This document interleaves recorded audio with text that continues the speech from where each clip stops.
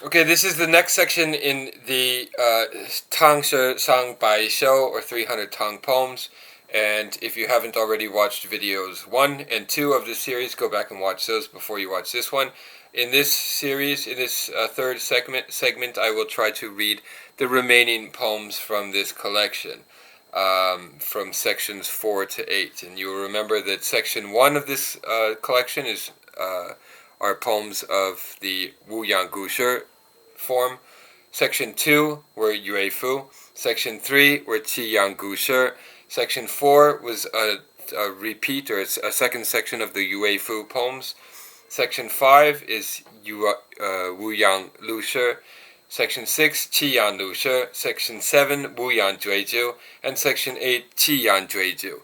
And if you're not familiar with all these terms, you should be familiar with them by now. If you're not, go back and watch the first video in which I explain all of these terms and the background information and so forth. Okay, in this video I am going to recite poems beginning with 74. Okay, so this is the beginning of section 4, the yuefu section, second yuefu section. Okay, 74.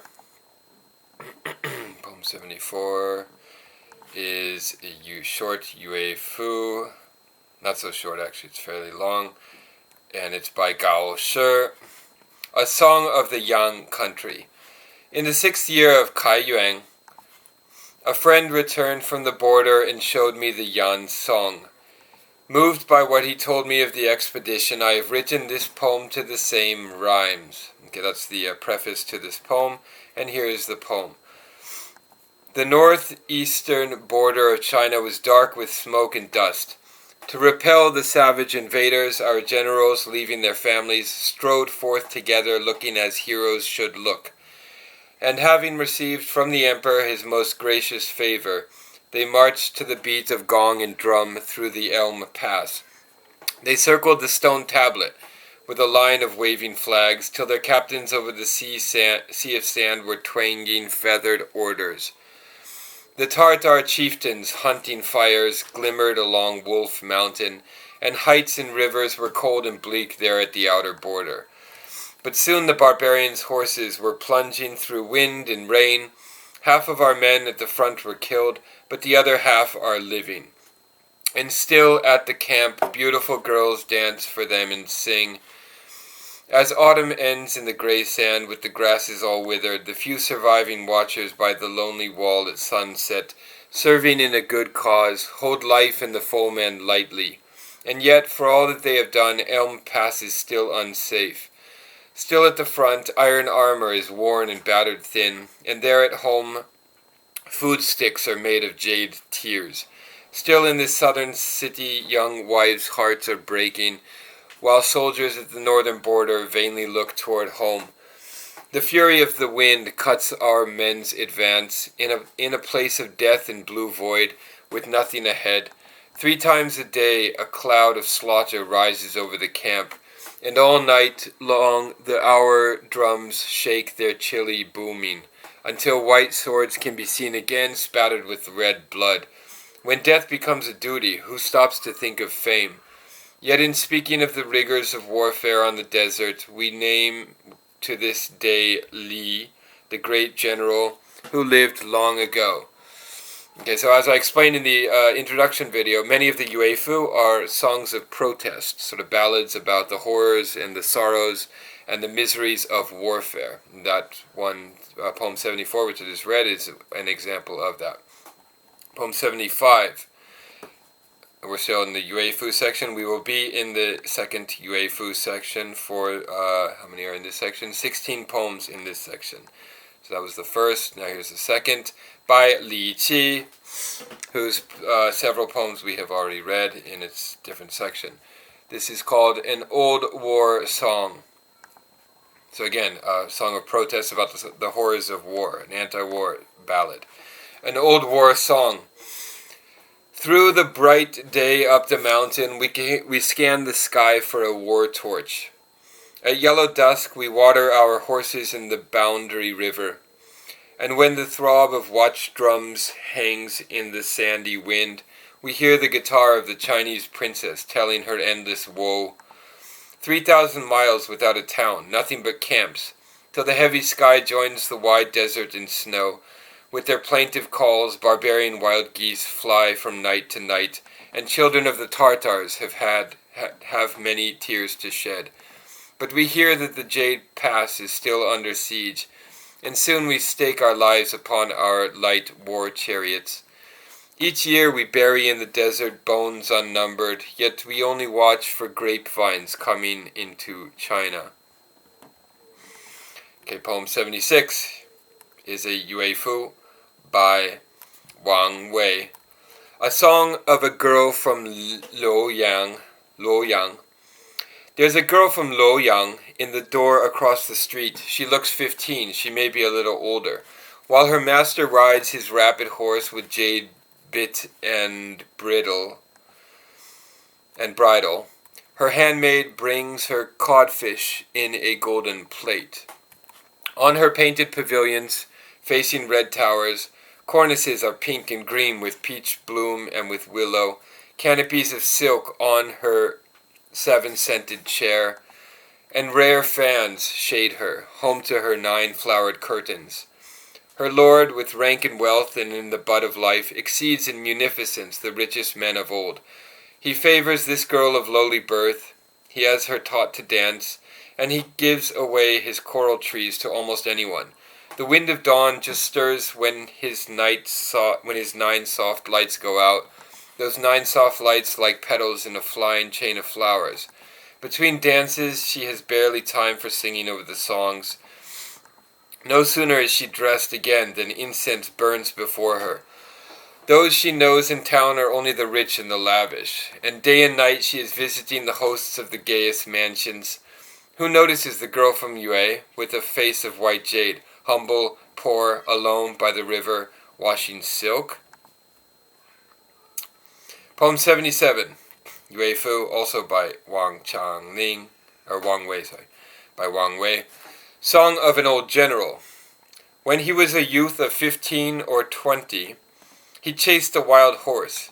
He caught him and rode him. He shot the white-browed mountain tiger. He defied the yellow-bristled horsemen of Ye, fighting single-handed for 1,000 miles with his naked dagger. He could hold a multitude. Granted that the troops of China were as swift as heaven's thunder, and that Tartar soldiers perished in pitfalls fanged with iron, General Wei Qing's victory was only a thing of chance. And General Li Guang's thwarted effort was his fate, not his fault. Since this man's retirement, he is looking old and worn. Experience of the world has hastened his white hairs.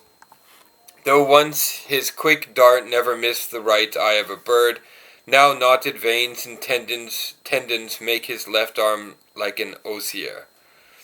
He is sometimes at the roadside selling melons from his garden. He is sometimes planting willows round his hermitage. His lonely lane is shut away by a dense grove. His vacant window looks upon the far cold mountains. But if he prayed, the waters would come gushing for his men, and never would he wanton his cause away with wine. War clouds are spreading under the Helang range. Back and forth, day and night, go feathered messages. In the 3 river provinces, the governors call young men, and 5 imperial edicts have summoned the old general. So he dusts his iron coat and shines it like snow, waves his dagger from its jade hilt in a dance of starry steel. He is ready with his strong northern bow to smite the Tartar chieftain, that never a foreign war dress may affront the emperor. There once was an aged prefect, forgotten and far away, who still could manage triumph with a single stroke. Okay, so as you remember, as I mentioned in the first video, there is a sub-genre of yuefu that are sort of hagiographies of the great generals, and this is one of them. It's written in praise of a certain general. Poem 78 by Wang Wei, also a yuefu. A Song of Peach Blossom River. A fisherman is drifting, enjoying the spring mountains, and the peach trees on both banks lead him to an ancient source. Watching the fresh-colored trees, he never thinks of distance, till he comes to the end of the blue stream and suddenly, strange men. It's a cave with a mouth so narrow that he has to crawl through. But then it opens wide again on a broad and level path. And far beyond he faces clouds crowning a reach of trees, and thousands of horses shouted round with flowers and bamboos. Woodsmen tell him their names in the ancient speech of Han. And clothes of the Qin dynasty are worn by all these people living on the uplands above the Wuling River, on farms and in gardens that are like a world apart, their dwellings at peace under pines in the clear moon, until sunrise fills the low sky with crowing and barking. At news of a stranger, the people all assemble, and each of them invites him home and asks him where he was born. Alleys and paths are cleared for him of petals in the morning, and fishermen and farmers bring him their loads at dusk. They had left the world long ago. They had come here seeking refuge. They have lived like angels ever since, blessedly far away. No one in the cave knowing anything outside. Outsiders viewing only empty mountains and thick clouds. The fisherman, unaware of his great good fortune, begins to think of country, of home, of worldly ties, finds his way out of the cave again, past mountains and past rivers, intending sometime to return, when he has told his kin. He studies every step he takes, fixes it well in mind, and forgets that cliffs and peaks may vary their appearance. It is certain that to enter through the deepness of the mountain, a green river leads you into a misty wood. But now, with spring floods everywhere and floating peach petals, which is the way to go to find that hidden source? Poem 79 is a yuefu by Li Bai, called Hard Roads in Shou. Oh, but it is high and very dangerous. Such traveling is harder than scaling the blue sky. Until two rulers of this region pushed their way through in the misty ages, 48,000 years had passed, with nobody arriving across the Qin border. And the great white mountain, westward, still has only a bird's path, up to the summit of Mei Peak, which was broken once by an earthquake, and there were brave men lost, just finishing the stone rungs of their ladder toward heaven. High, as on a tall flag, 6 dragons drive the sun, while the river far below lashes its twisted course. Such height would be hard going for even a yellow crane, so pity the monkeys who have only pawns to use. The mountain of green clay is formed of many circles. Each 100 steps we have to turn 9 turns among its mound. Panting, we brush Orion and pass the whale star. Then, holding our chests with our hands and sinking to the ground with a groan, we wonder if this westward trail will never have an end. The formidable path ahead grows darker, darker still, with nothing heard but the call of birds hemmed in by the ancient forest. Male birds smoothly wheeling, following the females. And there come to us the melancholy voices of the cuckoos, out on the empty mountain under the lonely moon. Such traveling is harder than scaling the blue sky. Even to hear of it turns the cheek pale. With the highest crag barely a foot below heaven, dry pines hang, head down, from the face of the cliffs. And 1,000 plunging cataracts outroar one another, and send through 10,000 valleys a thunder of spinning stones. With all this danger upon danger, why do people come here who live at a safe distance? Though Dagger Tower pass be firm and grim, and while one man guards it, 10,000 cannot force it. What if he be not loyal, but a wolf toward his fellows? There are ravenous tigers to fear in the day, and venomous reptiles in the night, with their teeth and their fangs ready to cut people down like hemp. Though the city of silk be delectable, I would rather turn home quickly. Such traveling is harder than scaling the blue sky, but I still face westward with a dreary moan.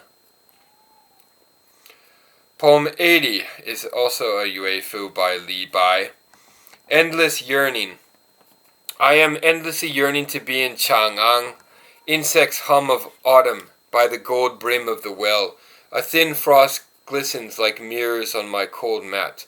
The high lantern flickers, and deeper grows my longing. I lift the shade, and with many a sigh gaze upon the moon, single as a flower, centered from the clouds. Above I see the blueness and deepness of sky. Below I see the greenness and the restlessness of water. Heaven is high, earth is wide. Bitter between them flies my sorrow. Can I dream through the gateway over the mountain? Endless longing breaks my heart. Poem 81 is also a yuefu by Li Bai. This time we have 1, 2, 3, 4, 5, 6, 7, 8, 9, 10, 11 lines. And these lines are each 1, 2, 3, 4, 5, 6, 7. Most of them are 7. There are a few 5 character lines, but most are 7 or pentasyllabic or heptasyllabic or qiyan, as we say in Chinese. This one is called Endless Yearning 2. It's the sequel to the previous poem. The sun has, in quotations, the sun has set and the mist is in the flowers. And the moon grows very white and people sad and sleepless. A jiao, harp, has just been laid mute on its phoenix holder, and a Shou, lute, begins to sound its mandarin duck strings.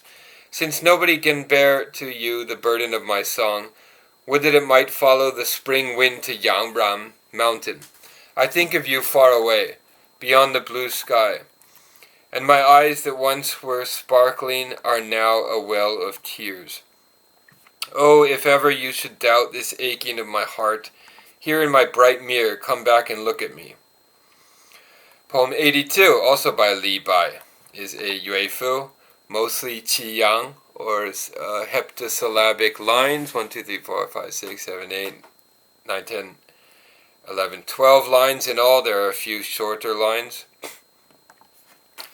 The title is The Hard Road. Pure wine costs, for the golden cup, 10,000 coppers a flagon, and a jade plate of dainty food calls for 1,000,000 coins. I fling aside my food sticks and cup. I cannot eat nor drink. I pull out my dagger. I peer 4 ways in vain. I would cross the Yellow Mountain, but ice chokes the ferry. I would climb the Taihang Mountains, but the sky is blind with snow. I would sit and poise a fishing pole, lazy by a brook, but I suddenly dream of riding a boat, sailing for the sun. Journeying is hard, journeying is hard. There are many turnings. Which am I to follow?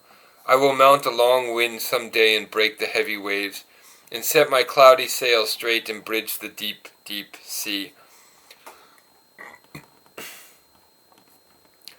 Poem 83, a yuefu, also a yuefu by Li Bai.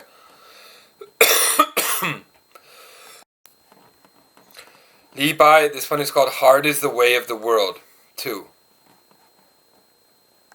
Did we read Hard is the Way? The Hard Road? Okay, this is a continuation of the previous poem. Journeying is hard. Hard is the way of the world, the sequel. The way is broad like the blue sky, but no way out before my eye. I am ashamed to follow those who have no guts, gambling on fighting cocks and dogs for pearls and nuts. Feng would go homeward way, having no fish to eat. Zhao did not think to bow to noblemen was meat. General Han was mocked in the marketplace. The brilliant scholar Jia was banished in disgrace. Have you not heard of King Yang in days gone by, who venerated talents and built terrace high, on which he offered gold to gifted men, and stooped low and swept the floor to welcome them? It's got rhymes in this poem in the translation as well, giving it the sing-song quality that is present in the original. Grateful Zhu Jixing and Yue Yi came then and served him heart and soul, both full of stratagem. The king's bones were now buried. Who should sweep the floor of the gold terrace any more? Hard is the way. Go back without delay. Poem 84, also by Li Bai. We're still in the yuefu, second yuefu section. And this is the third part of the series. Hard is the way of the world, part 3. Don't wash your eyes on hearing something you dislike, nor die of hunger like famous hermits on the pike. Living without a fame among the motley crowd, why should one be as lofty as the moon or cloud? Of ancient talents who fail to retire, there's none but came to tragic ending after glory's won. The head of General Wu was hung over a city gate. In the river was drowned the poet laureate. The highly talented scholar wished in vain to preserve his life to hear the cry of the crane. Minister Li regretted not to have retired to hunt with falcon grey as he had long desired. Have you not heard of Zhang Hang, who resigned carefree to go home to eat his perch with high glee? Enjoy a cup of wine while you're alive. Do not care if your fame will not survive. Okay. It's very song-like. Remember that there are two types of yuefu, as I mentioned in the first introduction video. The kind that are more sing-songy, folk song quality, that have a more folk song-like quality, and those that are more ritualistic and for formal affairs. Obviously, the previous poem was the folk song type. Next poem is also by Li Bai, called Bringing in the Wine. See how the yellow river's waters move out of heaven, entering the ocean never to return. See how lovely locks in bright mirrors in high chambers, though silken black at morning, have changed by night to snow. Oh, let a man of spirit venture where he pleases, and never tip his golden cup empty toward the moon. Since heaven gave the talent, let it be employed. Spin 1,000 pieces of silver, all of them come back. Cook a sheep, kill a cow, whet the appetite, and make me of 300 bowls one long drink. To the old master, son, and the young scholar, Tang Shi, bring in the wine. Let your cups never rest. Let me sing you a song. Let your ears attend. What are bell and drum, rare dishes and treasure? Let me be forever drunk and never come to reason.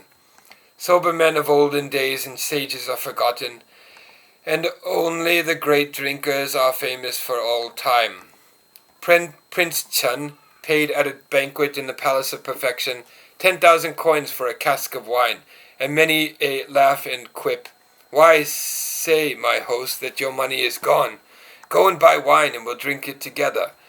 My flower-dappled horse, my furs worth 1,000, hand them to the boy to exchange for good wine, and we'll drown away the woes of 10,000 generations. Okay, that was by Li Bai, and Li Bai, of course, is famous for his wine poems, for his drunkenness, for his dissolution, and so forth. And this is one of the famous examples of his poems about wine.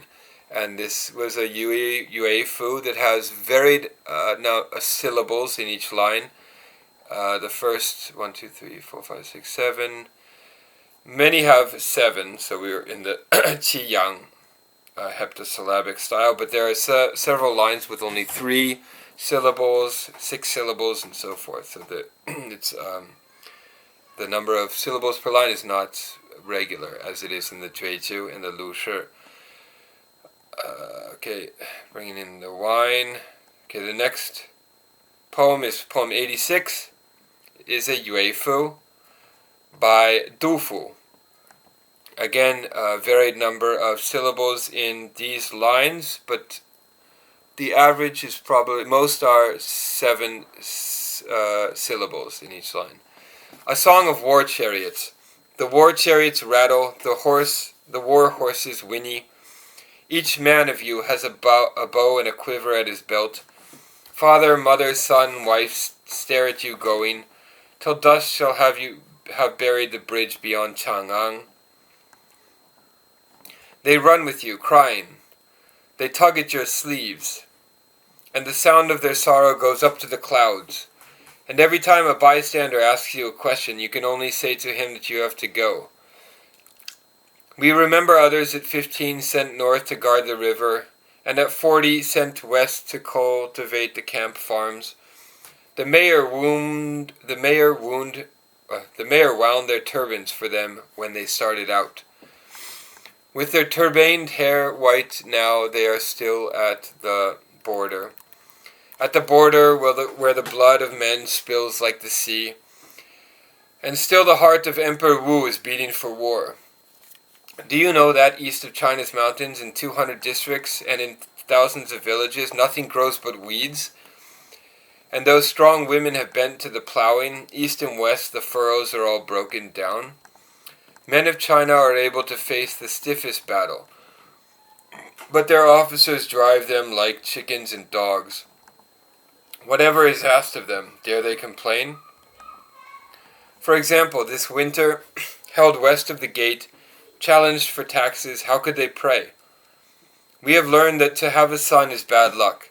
It is very much better to have a daughter, who can marry and live in the house of a neighbor, while under the sod we bury our boys. Go to the blue sea, look along the shore at all the old white bones forsaken. New ghosts are wailing there now with the old, loudest in the dark sky of a stormy day. Okay, so that was a yuefu by Du Fu in the anti-war song of protest style that I mentioned above. Okay, lamenting the horrors and the sorrows of warfare, and how terrible it is to see all the young men of the country perish in war. The next poem is poem 87, also by Du Fu, and we're still in the yuefu section. This is a song of fair women. The original title is Ling Reng Xing, something like that. A song of fair women. On the third day of the third month, in the freshening weather, many beauties take their air by the Chang'an waterfront, receptive, aloof, sweet-mannered, sincere, with soft, fine skin and well-balanced bone. Their embroidered silk robes in the spring sun are gleaming, with a mass of golden peacocks and silver unicorns, and hanging far down from the temples are blue leaves of delicate kingfisher feathers. And following behind them is a pearl-laden train, rhythmic with bearers. Some of them are kindred to the royal house, the titled Princess Guo and Qing. Red camel humps are brought them from jade broilers, and sweet fish is ordered them on crystal trays. Though their food sticks of unicorn horn are lifted languidly, and the finely wrought phoenix carving knife is very little used, fleet horses from the yellow gate, stirring no dust, bring precious dishes constantly from the imperial kitchen, while a solemn sound of lutes, flutes, and drums invokes gods and spirits. Guests and courtiers gather, all of high rank, and finally, riding slow, a dignified horseman dismounts at the pavilion on an embroidered rug. In a snow of flying willow cotton whitening the duckweed, bluebirds find their way with vermilion handkerchiefs. But power can be as hot as flame and burn people's fingers. Be wary of the premier. Watch for his frown. Poem 88, yuefu by Du Fu again. And these are also heptasyllabic. And this one has no irregularities. It's a heptasyllabic, or qiyan wushi. Qiyan, it's not a wushi. Qiyan yuefu. 1, 2, 3, 4, 5, 6, 7. I think I said qiyan yuefu wushi earlier. We're still in the yuefu section. 1, 2, 3, 4, 6, 7. I'm battling a cold at the moment, so my head is not working properly. 1, 2, 3, 4, 7. 1, 2, 3, 4, 5, 6, 7, 8, 9, 10. 11, 12, 13, 14, 15, 16, 17, 18, 19, 20. Okay, there are 20 lines in this yuefu. Yuefu by Du Fu. A song of sobbing by the river. I am only an old woodsman, whispering a sob, as I steal like a spring shadow down the winding river. Since the palaces ashore are sealed by 1,000 gates, fine willows, new rushes, for whom are you so green? I remember a cloud of flags that came from the south garden, and 10,000 colors heightening one another, and the kingdom's first lady from the palace of the bright sun, attendant on the emperor in his royal chariot, and the horsemen before them, each with bow and arrows, and the snowy horses, champing at bits of yellow gold, and an archer, breast skyward, shooting through the clouds, and felling with one dart a pair of flying birds. Where are those perfect eyes? Where are those pearly teeth? A blood-stained spirit has no home, has nowhere to return. And clear way waters, running east, through the cleft on Dagger Tower Trail, carry neither there nor here any news of her. People compassionate are wishing with tears that she were as eternal as the river and the flowers. Mounted Tartars in the yellow twilight cloud the town with dust. I am fleeing south, but I linger gazing northward toward the throne. Poem 89, Yuefu by Du Fu as well. These are also 7-syllable lines. A song of a prince deposed. Along the wall of the capital a white-headed crow flies to the gate where autumn enters and screams there in the night, then turns again and pecks among the roofs of a tall mansion whose lord, a mighty mandarin, has fled before the Tartars, with his golden whip now broken, his 9 war horses dead, and his own flesh and bone scattered to the winds. There's a rare ring of green coral underneath the vest of a prince at a street corner, bitterly sobbing, who has to give a false name to anyone who asks him. Just a poor fellow hoping for employment. 100 days hiding in grasses and thorns show on his body from head to foot. But since their first emperor, all with hook noses, these dragons look different from ordinary men. Wolves are in the palace now, and dragons are lost in the desert. O prince, be very careful of your most sacred person. I dare not address you long, here by the open road, nor even to stand beside you for more than these few moments. Last night, with the spring wind, there came a smell of blood. The old capital is full of camels from the east. Our northern warriors are sound enough of body and hand. Oh, why so brave in olden times and so craven now? Our emperor, we hear, has given his son the throne, and the southern border chieftains are loyally inclined, and the Huamen and Limian tribes are gathering to avenge us. But still be careful. Keep yourself well hidden from the dagger. Unhappy prince, I beg you, be constantly on guard, till power blow to your aid from the 5 imperial tombs. Okay, that's the end of the second yuefu section. The next section is wuyan lüshi. So we begin the lüshi, or regulated verse section, in this next section. And the lüshi have 8 lines total. And before you listen to this and read these lüshi poems, review my first video about this, in which I explain all of the defining features of the lüshi form in its 2 subtypes, the wuyan lüshi and the qiyan lüshi. Okay, we're going to take a break, and I'm going to get back to this section. Okay, so yes, poem 90, wuyan lüshi, 5-character regulated verse, by Tang Shi. The title is, I pass through the Lu dukedom with a sigh and a sacrifice for Confucius. O Master, how did the world repay your life of long solicitude? The lords of Zhou have misprized your land, and your home has been used as the palace of Lu. You foretold that when phoenixes vanished, your fortunes too would end. You knew that the captured unicorn would be a sign of the dose of your teaching.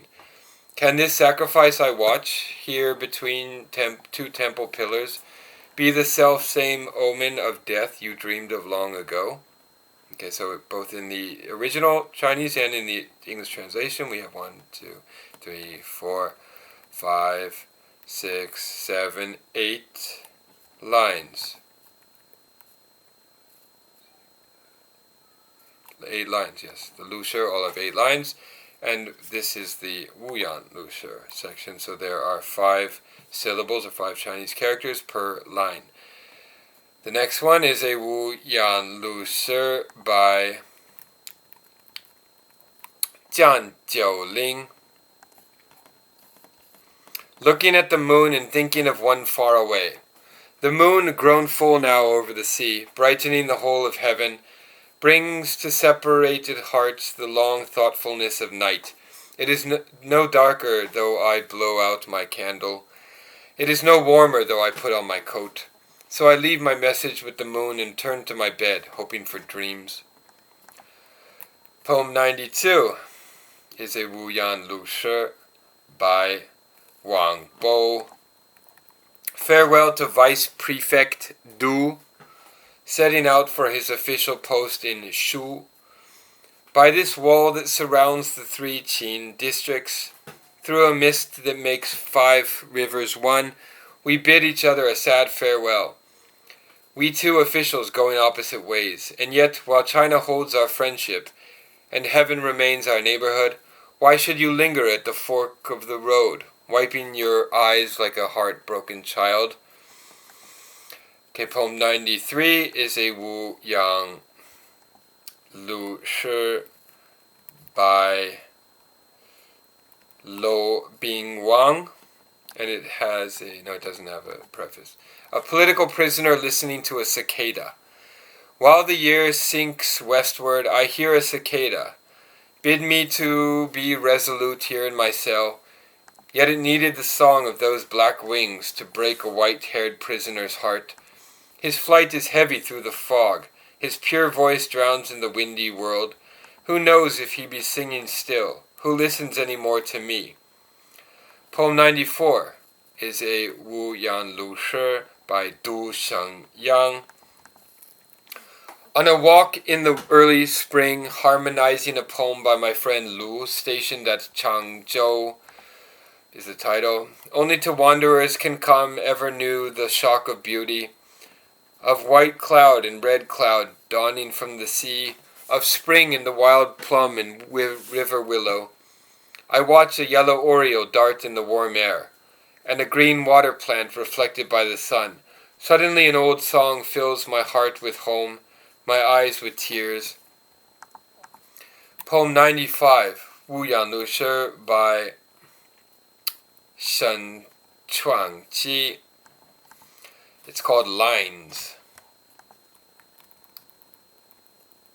Lines.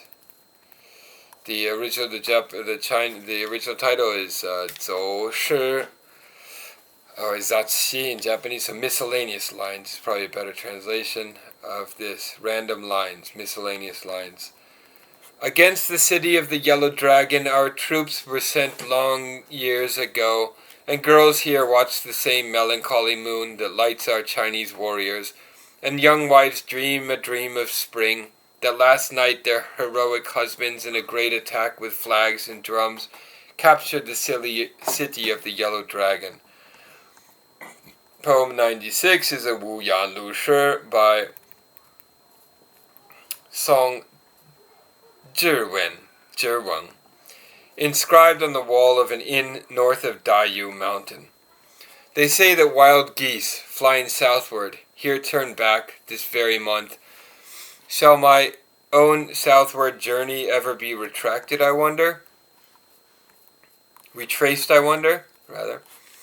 The river is pausing at ebb tide, and the woods are thick with clinging mist, but tomorrow morning over the mountain, dawn will be white with the plum trees of home. Poem 97 is a wuyan律诗 by Wang, a mooring under North Fort Hill. Under blue mountains we wound our way, my boat and I, along green water, until the banks at low tide widened, with no wind stirring my lone sail. Night now yields to a sea of sun, and the old year melts in freshets. At last I can send my messengers, wild geese, homing to Luoyang. Poem 98 is a wuyan律诗 by Qiyan. This is one of the rare Buddhist-themed works that appear in this collection, and the title is A Buddhist Retreat Behind Broken Mountain Temple.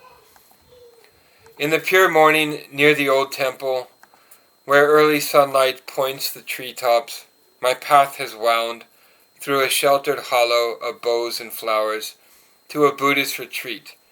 Here birds are alive with mountain light, and the mind of man touches peace in a pool, and 1,000 sounds are quieted by the breathing of a temple bell. Poem 99 is a wuyan lüshi, so again there are 8 lines with 5 Chinese characters in each line. Wuyan lüshi, that's the definition of wuyan lüshi, and this is by Shang. A message to Censor Dufu at his office in the left court is the title. Together we officials climbed vermilion steps, to be parted by the purple walls. Our procession, which entered the palace at dawn, leaves fragrant now at dusk with imperial incense.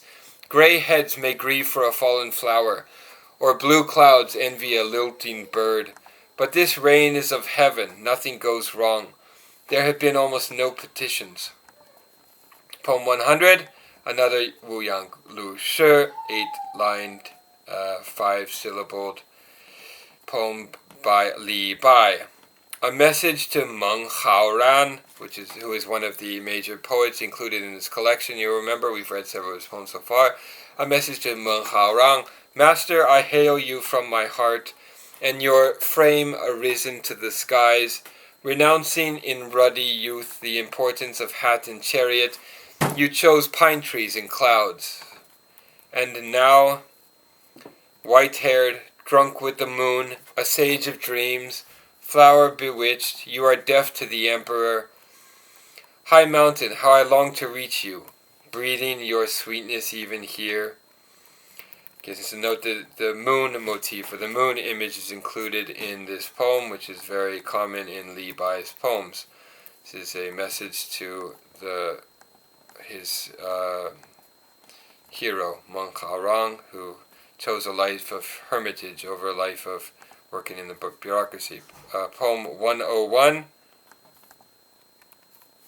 Wuyan lüshi, by Li Bai. Bidding a friend farewell at Jingmeng Ferry.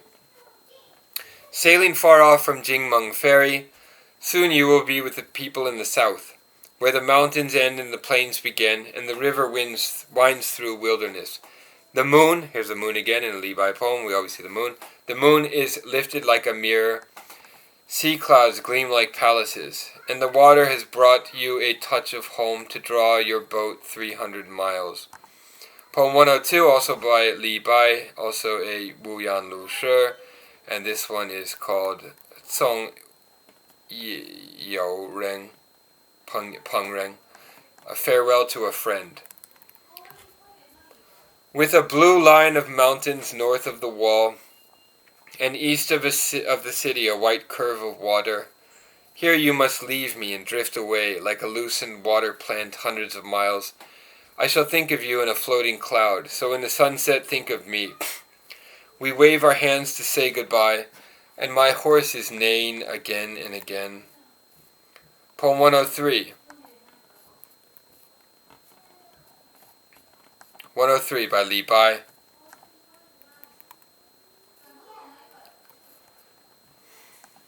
This is on hearing Jung, the Buddhist monk from Shou, play his lute. Okay, one of the rare Buddhist-themed poems. The monk from Shou, with his green silk lute case, walking west down Omei Mountain, has brought me by one touch of the strings the breath of pines in 1,000 valleys. I hear him in the cleansing brook, I hear him in the icy bells, and I feel no change through though the mountain darken and cloudy autumn heaps the sky. Poem 104, Wuyan lüshi, also by Li Bai.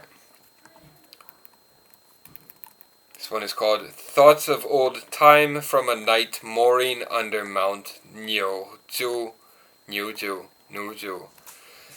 This night to the west of the river brim, there is not one cloud in the whole blue sky as I watch from my deck the autumn moon, vainly remembering old General Xie.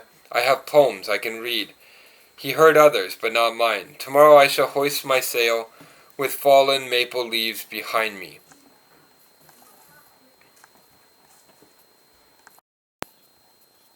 Poem 105 is a wuyan lüshi by Du Fu, and this is one of the most famous lüshi in this collection. So I will put the time frame in the description below, so you can jump immediately to this poem. On a moonlit night. Far off in Fuzhou, she is watching the moonlight, watching it alone from the window of her chamber. For our boy and girl, poor little babes, are too young to know where the capital is. Her cloudy hair is sweet with mist, her jade-white shoulder is cold in the moon. When shall we lie again, with no more tears, watching this bright light on our screen? Poem 106 is a wuyan lüshi by Du Fu again, and this is probably the most famous lüshi or regulated verse in his collection. I'll put the link in the description below to this too. Whatever you call it. It's Spring View is the title. A Spring View.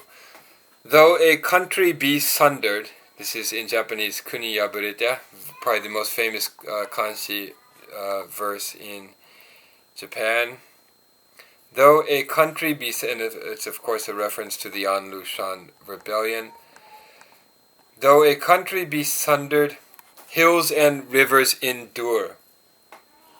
And spring comes green again to trees and grasses, where petals have been shed like tears, and lonely birds have sung their grief. After the war fires of 3 months, one message from home is worth a ton of gold. I stroke my white hair. It has grown too thin to hold the hairpins anymore. Next poem is also a wuyan lüshi, or 8-lined regulated verse by heptasyllabic 8-line regulated verse by Du Fu. And this one is called A Night Vigil in the Left Court of the Palace. Flowers are shadowed. The palace darkens. Birds twitter by for a place to perch. Heaven's 10,000 windows are twinkling, and 9 cloud terraces are gleaming in the moonlight. While I wait for the golden lock to turn, I hear jade pendants tinkling in the wind. I have a petition to present in the morning. All night I ask what time it is. Poem 108 is a wuyan lüshi, also by Du Fu. This one, Du Fu, taking leave of friends on my way to Huazhou. This one includes the following preface. In the 2nd year of Zhide, I escaped from the capital through the gates of golden light and went to Fengxiang. In the 1st year of Qiyan Yuan, I was appointed as official to Huazhou from my former post of censor. Friends and relatives gathered and saw me leave by the same gate, and I wrote this poem. So here's the poem now. This is the road by which I fled. When the rebels had reached the west end of the city, and terror ever since has clutched at my vitals lest some of my soul should never return. The court has come back now, filling the capital, but the emperor sends me away again. Useless and old I rein in my horse, for one last look at the 1,000 gates. Poem 109 is also a wuyan lüshi by Du Fu. This one is called yuefu. The English translation is Remembering My Brothers on a Moonlit Night. A wanderer hears drums portending battle. By the first call of autumn from a wild goose at the border, he knows that the dews tonight will be frost. How much brighter the moonlight is at home. Oh, my brothers, lost and scattered, what is life to me without you? Yet if missives in time of peace go wrong, what can I hope for during war? Poem 110, Wuyan Lüshi by Dufu again. This one is titled, To Li Bai at the Sky Send. To Li Bai at the sky's end, it should say. That's a typo that you have in your thing. In Chinese is 颠谋怀里白 is the translation, is the original title. 颠谋怀里白. A cold wind blows from the far sky. What are you thinking of, old friend? The wild geese never answer me. Rivers and lakes are flooded with rain. A poet should beware of prosperity, yet demons can haunt a wanderer. Ask an unhappy ghost, throw poems to him, where he drowned himself in the Milo River. Poem 111 is a wuyan lüshi by Dufu again. This one is a farewell at Fangzhi Station to General Yang. This is where your comrade must leave you, turning at the foot of these purple mountains. When shall we lift our cups again, I wonder, as we did last night and walk in the moon? The region is murmuring farewell to one who has honored through 3 rains, and back I go now to my river village, into the final solitude.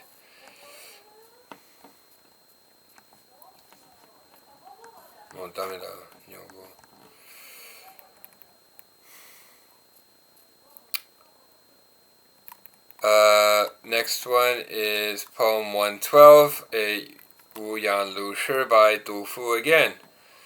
This one is titled 别方太 something. On leaving the tomb of Premier Fang. Having to travel back now from this far place, I dismount beside your lonely tomb.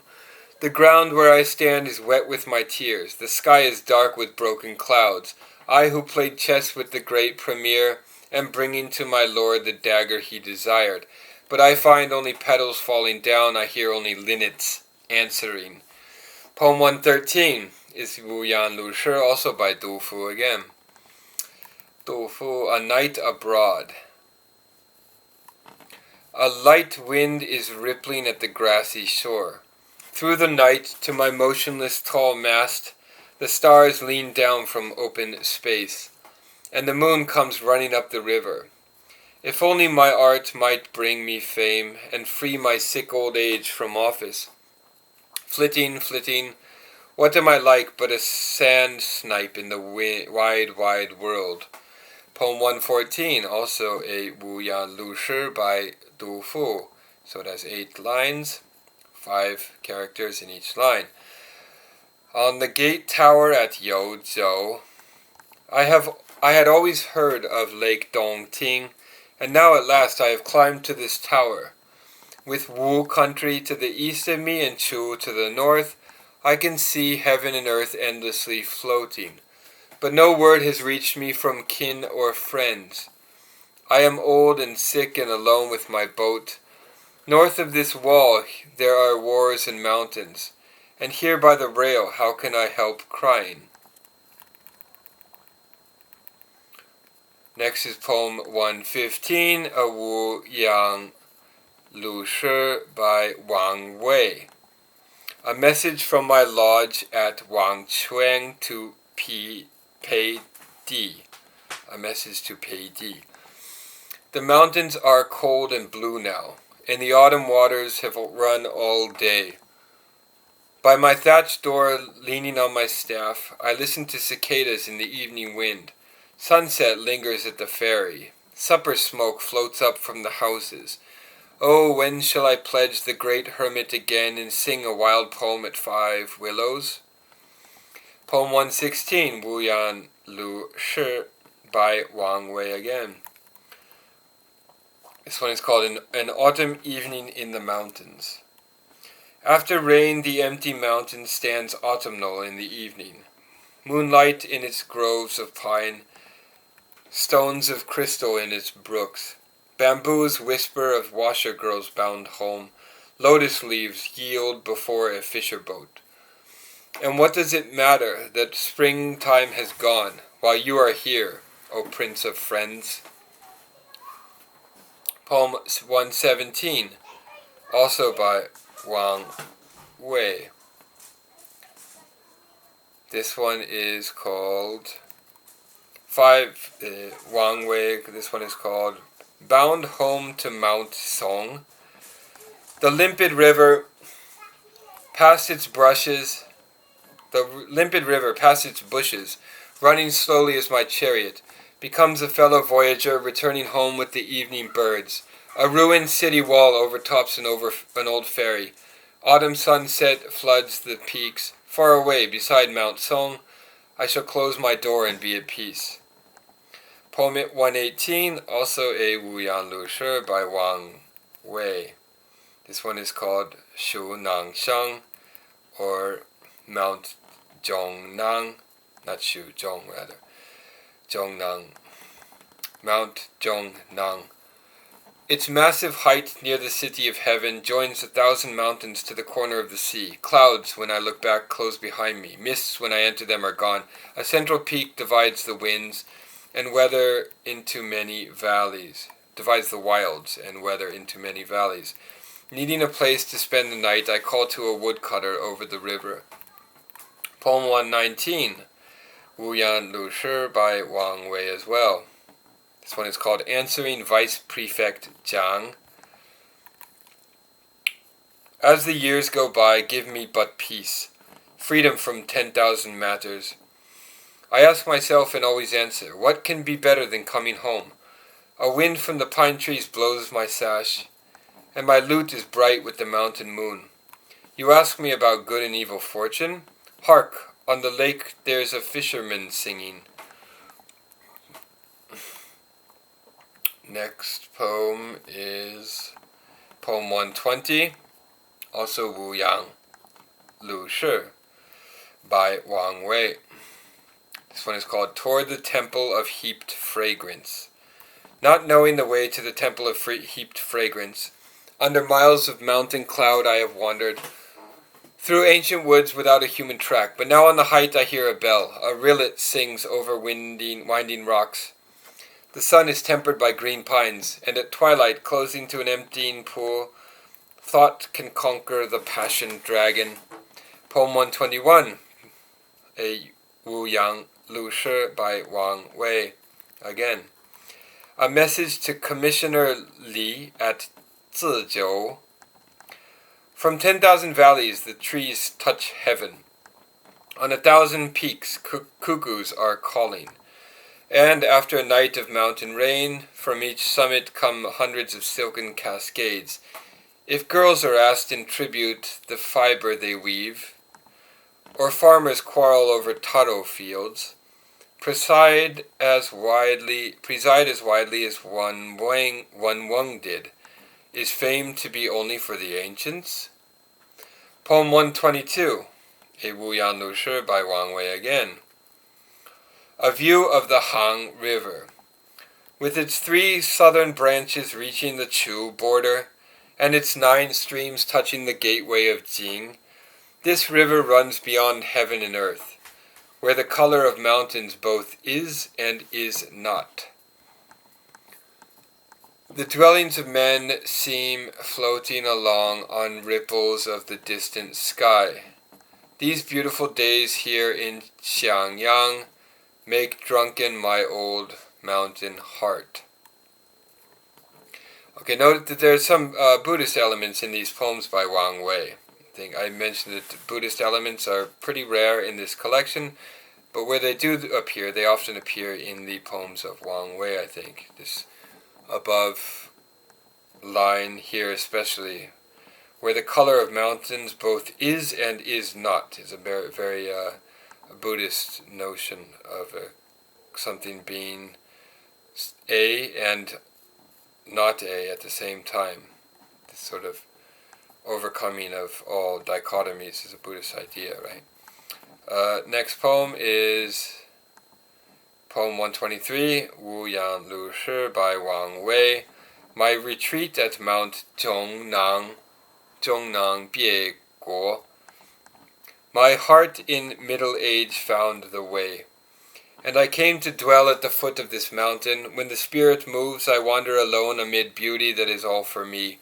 I will walk till the water checks my path, then sit and watch the rising clouds, and some day meet an old woodcutter, and talk and laugh and never return. Poem 124 is Wuyan Lushi, and this one is by Meng Haorang. A message from Lake Dongting to Premier Zhang. Here in the 8th month the waters of the lake are of a single air with heaven, and a mist from the Yung and Meng valleys has beleaguered the city of Yueju. I should like to cross, but I can find no boat. How ashamed I am to be idler than you, statesman. As I sit here and watch a fisherman casting and emptily envy him his catch. Poem 125, Wuyan Lushi by Meng Haorang. Again, we've already read many poems by Meng Haorang. We had one poem dedicated to him or written to Meng Haorang. This poem of his is called, this Lushi regulated verse of his, 5-character regulated verse of his is called On Climbing Yang Mountain with Friends. While worldly matters take their turn, ancient, modern, to and fro, rivers and mountains are changeless in their glory, and still to be witnessed from this trail, where a fisher boat dips by a waterfall, where the air grows colder deep in the valley, the monument of Yang remains, and we have wept, reading the words. Poem 126 is also a Wuyan Lushi by Meng Haorang, and this one is called At a Banquet in the House of the Taoist Priest Mei. In my bed among the woods, grieving that spring must end, I lifted up the curtain on the pathway of flowers, and a flashing bluebird bade me come to the dwelling place of the red pine genie. Genie? What a flame for his golden crucible, peach trees magical with buds, and for holding boyhood in his face, the rosy flowing wine of clouds. Poem 127 is also Wuyan Lushi by Meng Haorang, and this one is called On Returning at the Year's End to Zhongnang Mountain. I petition no more at the North Palace Gate, to this tumble-down hut on Zhongnang Mountain. I was banished for my blunders by a wise ruler. So a poem about banishment and exile, which is one of the subtypes of this collection, the poems of exile. I was banished for my blunders by a wise ruler. I have been sick so long I see none of my friends. My white hairs hasten my decline, like pale beams ending the old year. Therefore I lie awake and ponder on the pine-shadowed moonlight in my empty window. So a poem about exile and about getting old, about aging, which is one of the major themes of the collection. Poem 128, Wuyan Lushi, also by Meng Haorang. Stopping at a friend's farmhouse. Preparing me chicken and rice, old friend, you entertain me at your farm. We watch the green trees that circle your village and the pale blue of outlying mountains. We open your window over garden and field to talk mulberry and hemp with our cups in our hands. Wait till the mountain holiday. I am coming again in chrysanthemum time. Poem 129, Wuyan Lushi, also by Meng Haorang. This one is called From Qing Country to the Buddhist Priest Yuan. How gladly I would seek a mountain if I had enough means to live as a recluse. For I turn at last from serving the state to the eastern woods temple, and to you, my master. Like ashes of gold in a cinnamon flame, my youthful desires have been burnt with the years, and tonight in the chilling sunset wind a cicada singing weighs on my heart. Poem 130, also wuyan lüshi by Meng Harang. This one is called From a Mooring on the Tonglu to a Friend in Yangzhou. With monkeys whimpering on the shadowy mountain, and the river rushing through the night, and a wind in the leaves among both banks, and the moon athwart my solitary sail, I, a stranger in this inland district, homesick for my Yangzhou friends, send eastward 2 long streams of tears to find the nearest touch of the sea. Poem 131 is also wuyan lüshi by Meng Harang, and this one is called Taking Leave of Wang Wei. Wang Wei, the great poet, is included in this collection. We've already read several of his poems. This one is addressed to him. Slow and reluctant I have waited day after day, till now I must go. How sweet the roadside flowers might be if they did not mean goodbye, old friend. The lords of the realm are harsh to us, and men of affairs are not our kind. I will turn back home. I will say no more. I will close the gate of my old garden. Poem 132, wuyan lüshi, also by Meng Harang. Memories in Early Winter. South go the wild geese, for leaves are now falling, and the water is cold with the wind from the north. I remember my home, but the Shang river's curves are walled by the clouds of this southern country. I go forward. I weep till my tears are spent. I see a sail in the far sky. Where is the ferry? Will somebody tell me? It's growing rough. It's growing dark. Poem 133. Now we have a wuyan lüshi by the poet Liu Changqing. This one is called Climbing in Autumn for a View from the Temple on the Terrace of General Wu. So autumn breaks my homesick heart. Few pilgrims venture climbing to a temple so wild. Up from the lake, in the mountain clouds, sunset clings in the old defenses. A stone gong shivers through the empty woods. Of the southern dynasty, what remains? Nothing but the great river.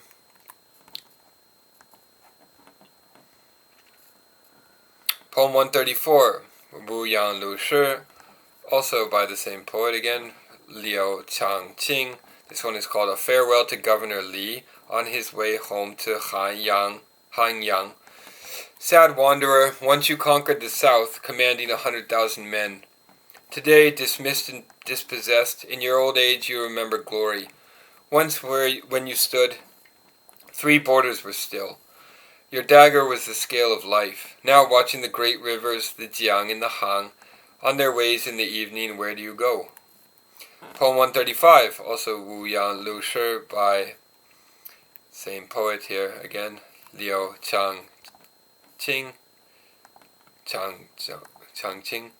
On seeing Wang leave for the south. Toward a mist upon the water, still I wave my hand and sob, for the flying bird is lost in space beyond a desolate green mountain. But now the long river, the far lone sail, 5 lakes, gleam like spring in the sunset. And down an island white with duckweed comes the quiet of communion. Poem 136 is a wuyan lüshi by the same poet again, Liu Changqing.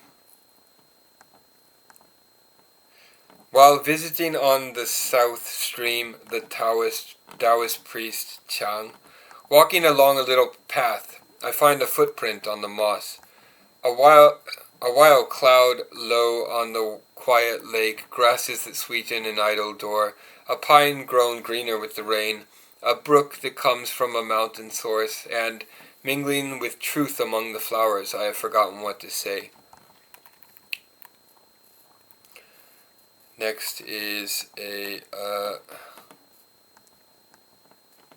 poem 137 is a wuyan lüshi poem, again by Liu Changqing. This one is called Qiyan. Let's see what it's called in the original. Qiyan. 5. The New Year's at Chang Shi. New Year's only deepens my longing, adds to the lonely tears of an exile, who growing old and still in harness, is left here by the homing spring. Monkeys come down from the mountains to haunt me. I bend like a willow when it rains on the river. I think of Jia, who taught here and died here, and I wonder what my term shall be. Poem 138 is a wuyan律诗by qiyan. Farewell to a Japanese Buddhist priest bound homeward.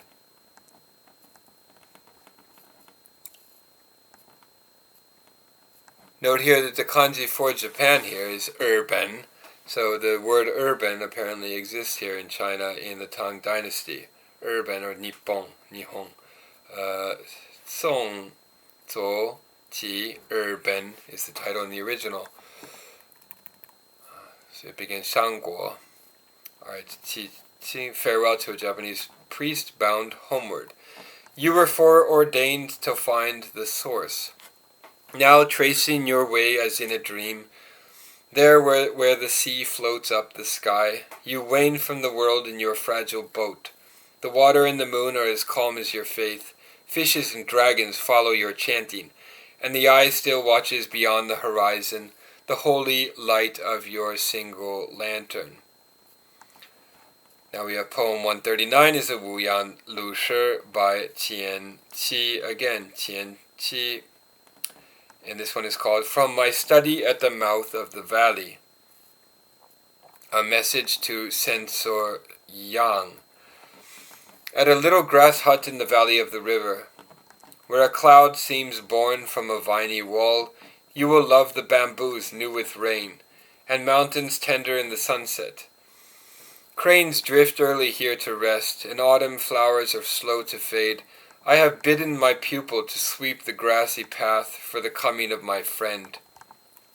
Poem 140 is a wuyan lüshi by wuyan, one of the minor poets included in this collection. A greeting on the Huai River to my old friends from Liangquan. We used to be companions on the Jiang and the Hang, and as often as we met, we were likely to be tipsy. Since we left one another, floating apart like clouds, 10 years have run like water till at last we join again. And we talk again and laugh again, just as in earlier days, except that the hair on our heads is tinged now with gray. Why not come along then, all of us together, and face the autumn mountains and sail along the Huai? Poem 141 is a wuyan lüshi by wuyan. A farewell in the evening rain to Li Cao. Is it raining on the river all the way to Shou? The evening bell comes to us from Nanjing. Your wet sail drags and is loath to be going, and shadowy birds are flying slow. We cannot see the deep ocean gate, only the bows at Puko,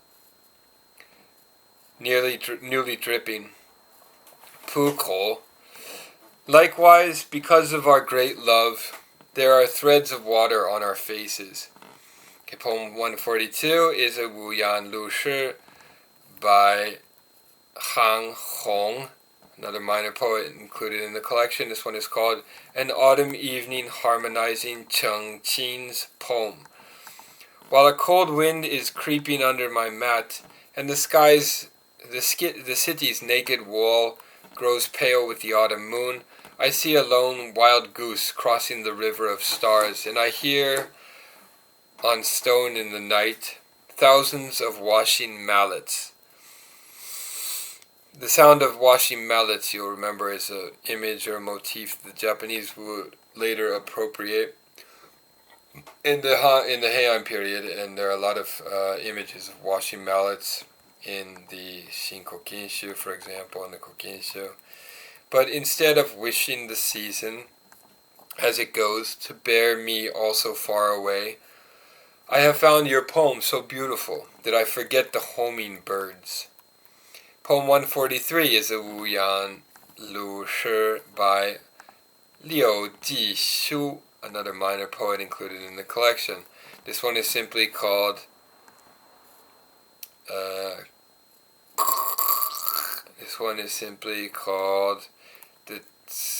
Chinese poem title is Guan Dai, Guan Xi the Guan Dai.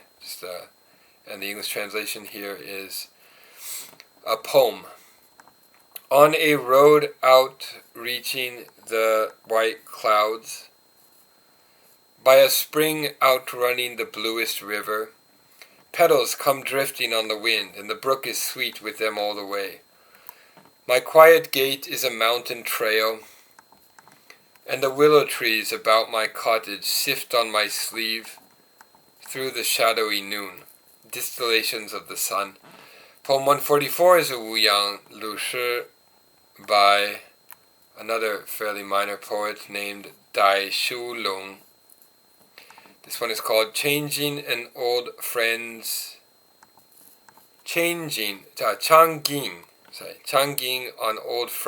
in a Village Inn. Changing.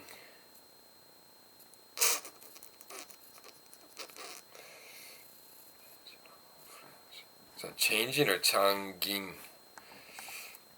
There isn't a ging sound in China. Okay. While the autumn moon is pouring full on 1,000 night levels among towns and villages, there meet by chance, south of the river, dreaming doubters of a dream. In the trees of wind has startled the birds, and insects cower from cold in the grass. But wayfarers at least have wine and nothing to fear till the morning bell.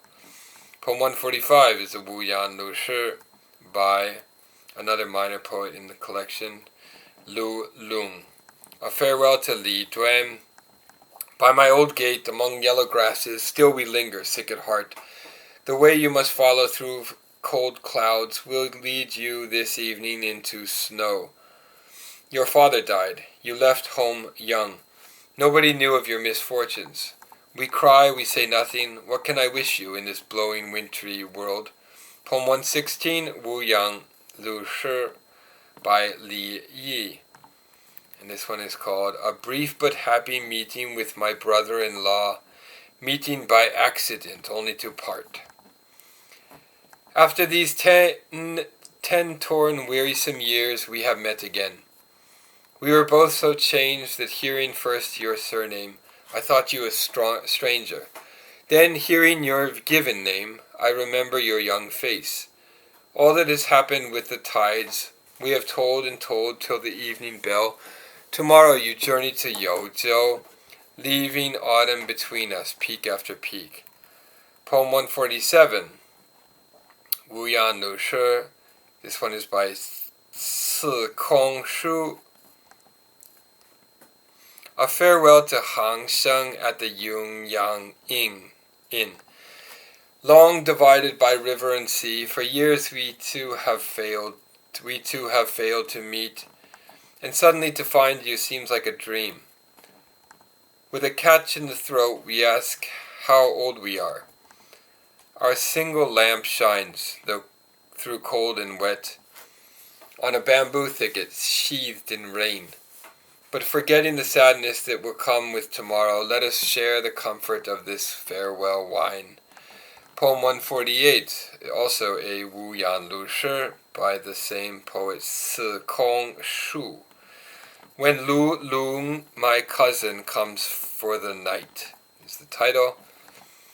With no other neighbor but the quiet night, here I live in the same old cottage, and as raindrops brighten yellow leaves, the lamp illumines my white head. Out of the world these many years, I am ashamed to receive you here, but you cannot come too often. More than brother, lifelong friend. Poem 149 is also a wuyan lüshi by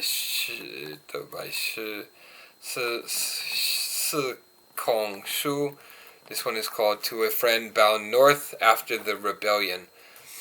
I assume this rebellion refers to the An Lu Shang rebellion, but we want to check on that later.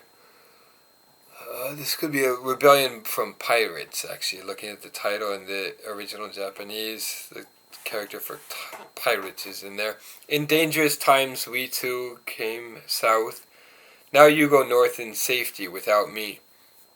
But remember my head growing white among strangers, when you look on the blue of the mountains of home. The moon goes down behind a ruined fort, leaving star clusters above an old gate.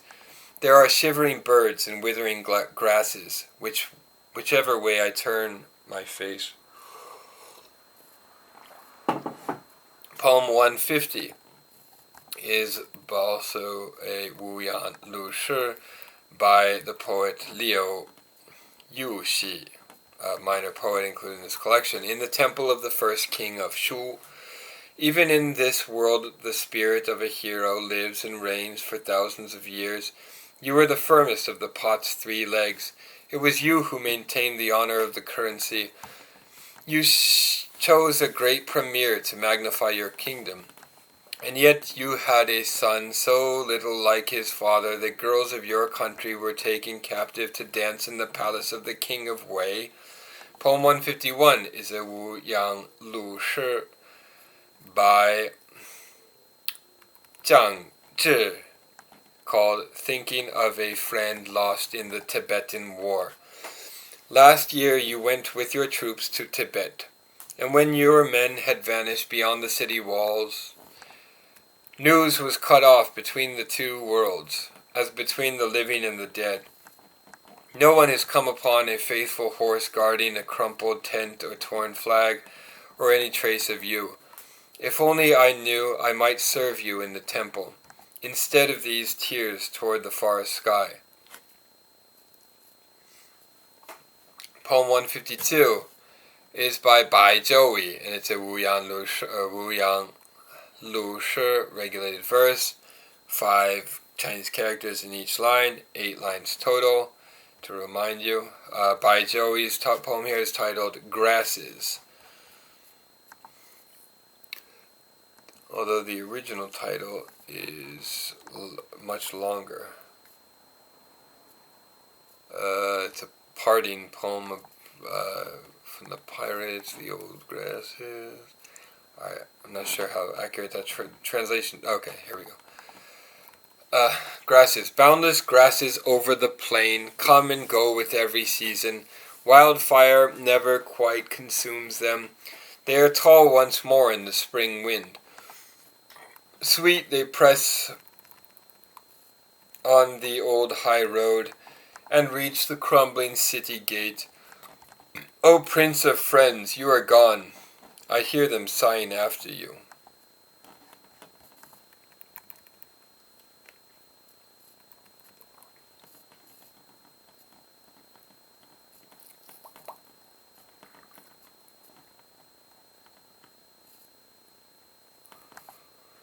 Alright, next poem is 153, a wuyan lüshi by the great famed poet Du Mu, who is one of the major poets in this collection.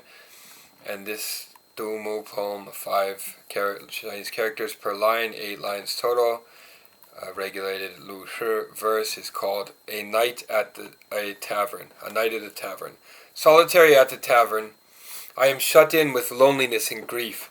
Under the cold lamp I brood on the past. I am kept away by a lost wild goose, roused at dawn from a misty dream. I read, a year late, news from home, and I remember the moon like smoke on the river and a fisher boat moored there, under my door. Poem 154 is a wuyan lüshi poem by Shou. This one is called Inscribed in the Inn at Tong Gate on an autumn trip to the capital. Red leaves are fluttering down the twilight, past this arbor where I take my wine.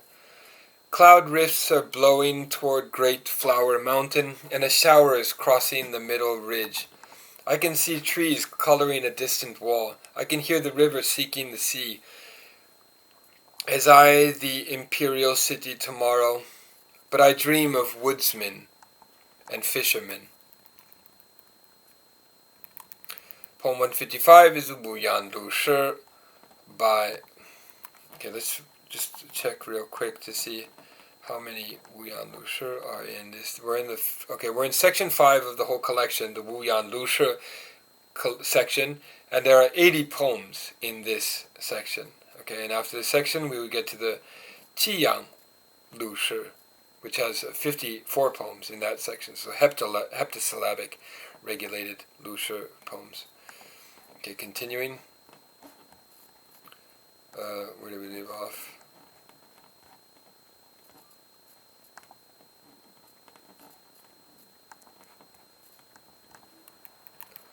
Poem next is poem 155, wuyan lüshi, by the poet, relatively minor poet, Shou. Early autumn. There's a harp in the midnight playing clear, while the west wind rustles a green vine. There's a low cloud touching the jade-white dew, and an early wild goose in the river of stars. Night in the tall trees clings to dawn.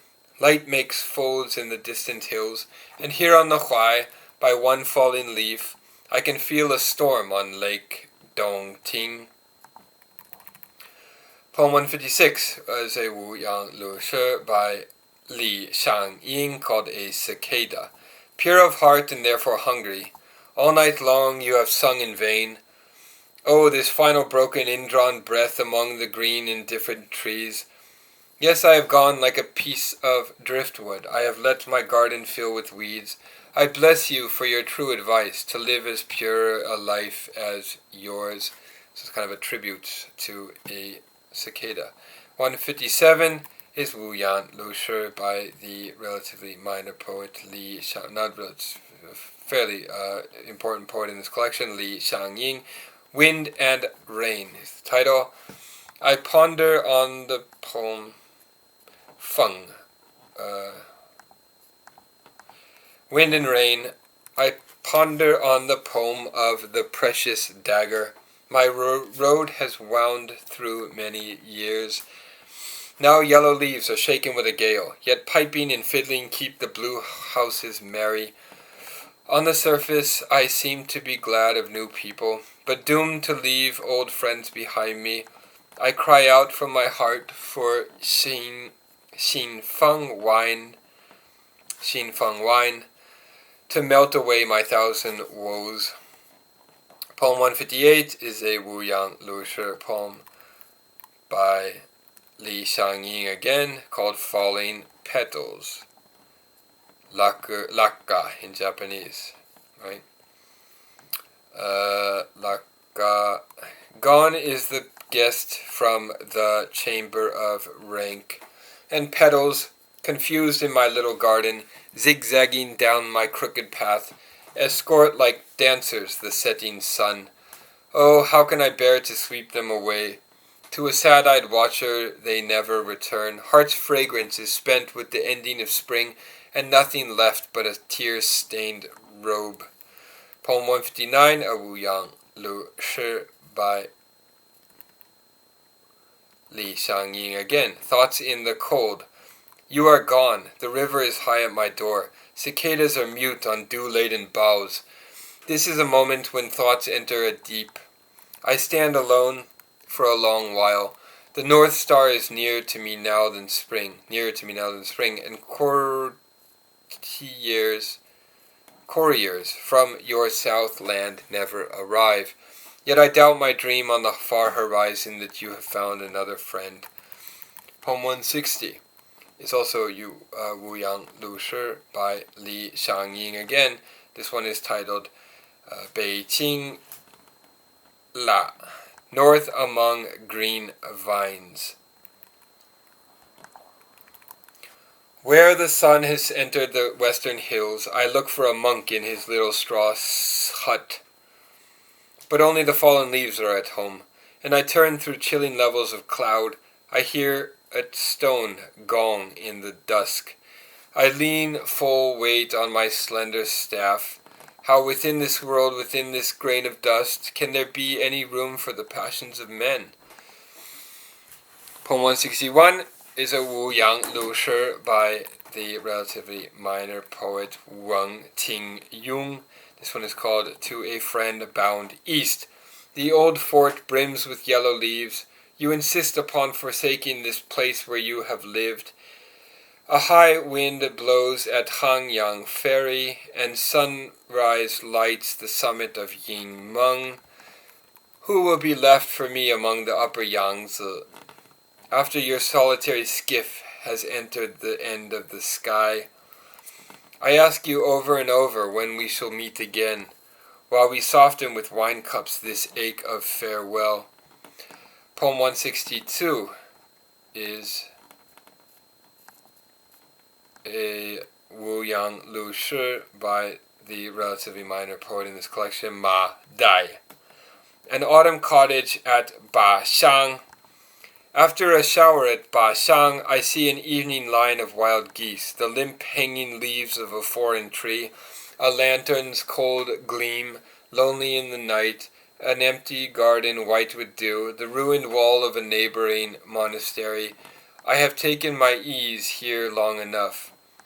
What am I waiting for, I wonder? Poem 163 is a wuyan lüshi, also by Ma Dai again, called Thoughts of Old Time on the Chu River. A cold light shines on the gathering dew. As sunset fades beyond the southern mountains, trees echo with monkeys on the banks of Lake Dongting, where somebody is moving in an orchid wood boat. Not orchid. Marsh lands are swollen wide with the moon, while torrents are bent to the mountain's will, and the vanished queens of the clouds leave me sad with autumn all night long. Poem 164 is a wuyan lüshi by the poet Zhang Qiao, called On the Border. So it's a frontier poem. Though a bugle breaks the crystal air of autumn, soldiers in the lookout watch at ease today, the spring wind blowing across green graves, and the pale sun setting beyond Liangzhou. For now, on grey plains done with war, the border is open to travel again, and Tartars can no more choose than rivers. They are running, all of them, toward the south. Poem 165 is the wuyan lüshi by the poet jueju. This one is called On New Year's Eve. Farther and farther from the 3 Ba roads, I have come 3,000 miles, anxious and watchful. Through pale snow patches in the jagged night mountains, a stranger with a lonely lantern shaken in the wind. Separation from my kin binds me closer to my servants, yet how I dread so far adrift, New Year's Day, tomorrow morning. Poem 166 is a wuyan lüshi by the poet jueju again. A Solitary Wild Goose is the title. Line after line has flown back over the border. Where are you headed all by yourself? In the evening rain you call to them, and slowly you alight on an icy pond. The low wet clouds move faster than you along the wall toward the cold moon. If they caught you in a net or with a shot, would it be worse than flying alone? So obviously this poem, and many of the poems in this collection, I should have mentioned at the very outset, can be read on 2 levels, literally and allegorically. And allegorically, when read allegorically, it includes all kinds of political meanings, commentary about the political situation of the day, about the court, and so forth, which we will have to explore at a further date. But keep in mind, as we read these, that many of them exist, or can be read on 2 levels, literal and allegorical or metaphorical. 167. Poem 167 is a wuyan lüshi by the fairly minor poet Du Xunhe, A Sigh in the Spring Palace. Knowing beauty my misfortune, I face my mirror with a sigh. To please a fastidious emperor, how shall I array myself? Birds flock and sing when the wind is warm. Flower shadows climb when the sun is high. And year after year, girls in the south are picking hibiscus, dreaming of love. Poem 168 is Wuyan Lüshi by Wei Zhuang. This one is called A Night Thought on Terrace Tower. Far through the night a harp is sighing, with the sadness of wind and rain in the strings. There's a solitary lantern, a bugle call, and beyond terrace tower down goes the moon. Fragrant grasses have changed and faded, while still I have been hoping that my old friend would come. There are no more messengers I can send him, now that the wild geese have turned south. Poem 169 is a Wuyan Lüshi by Shang called Not Finding Lu Hongxiang at Home. To find you, moved beyond the city, a wide path led me by mulberry and hemp to a new set hedge of chrysanthemums, not yet blooming, although autumn had come. I knocked, no answer, not even a dog. I waited to ask your western neighbor, but he told me that daily you climbed the mountain, never returning until sunset. That's the end of the Wuyan Lüshi section. The next section is the qiyan Lüshi section, starting with poem 170. So that is the qiyan Lüshi section, namely section 6 of this collection. And we will stop there. We'll stop at this point and read the following, the remaining 3 sections of this collection, sections 6, 7, and 8, in the last video of this series. So I'll have to make one more series of the last 3 sections, which have 54 poems, 37 poems, and 60 poems, respectively. And the last 2 sections of the collection, of course, are the wuyan jueju and the qiyan jueju, or the short curtailed form that only has 4 lines per poem. Alright, we'll stop there and continue later before I pass out.